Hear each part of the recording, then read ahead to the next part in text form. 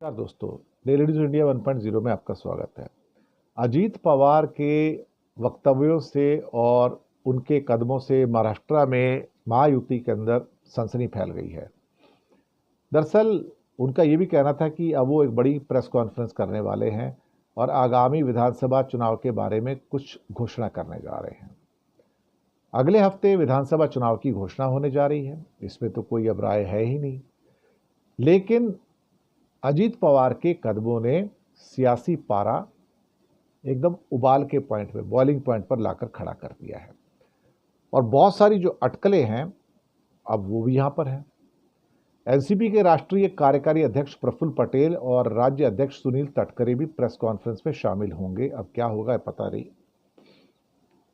NCP ने कहा कि अजीत पवार आगामी विधानसभा चुनाव के बारे में एक बड़ी घोषणा करेंगे और पवार जो है महायुति गठबंधन में खुश नहीं है।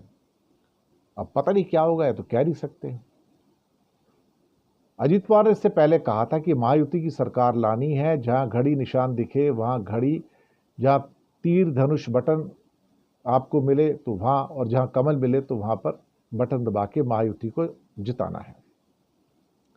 फिर कहा कि अब जीत कर आए तो योजनाएं जारी रहेंगी और मैं देखता हूं कौन योजना का लाभ रोकता है। विरोधियों को जो मुझे गाली देनी है देने दीजिए।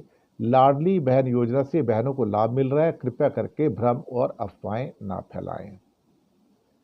लेकिन महाराष्ट्र में यह भी अटकलें है कि अजीत पवार बीजेपी और शिंदे के नेतृत्व वाली शिवसेना से हाथ मिलाए बिना भी विधानसभा चुनाव में स्वतंत्र रूप से लड़ सकते हैं, यानी कि चौथा धड़ा और तैयार हो गया साहब।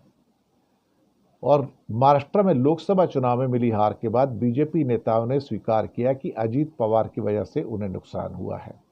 ये बात तो अब बिल्कुल क्लियर हो गई है। तो अब अजीत पवार के ऊपर अटैक किए जा रहे हैं, उन्हें प्रोवोक किया जा रहा है कि कैसे भी वो युति छोड़कर चले जाएं। और जो मीटिंग थी, अभी कैबिनेट मीटिंग थी, उसको छोड़ के वो चले गए बीच में और फिर बहुत सारे कयास लगने शुरू हो गए।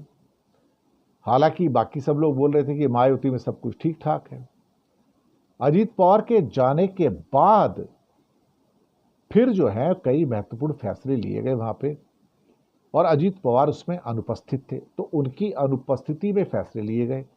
2.5 घंटे चली बैठक में 38 फैसले लगे, और जब वो गैर मौजूद थे वो, और फाइनेंस मिनिस्ट्री भी उन्हीं के पास थी, तो महाराष्ट्र के सियासी गलियारों में ये खबर आग की तरह फैली।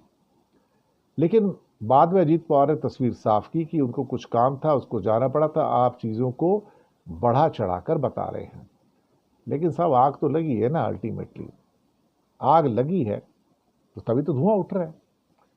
कुछ ना कुछ तो गलत है। एक खबर यह भी है कि शायद भारतीय जनता पार्टी 288 सीटों में से अब सिर्फ 140 सीटें लड़ेगी और 148 सीटें जो है वो शिंदे और अजीत पवार के लिए छोड़ देगी। पहले ही कहा जा रहा था कि वो मिनिमम 160 या 180 सीटें लड़ेंगे और सिर्फ 100 सीटें छोड़ेंगे।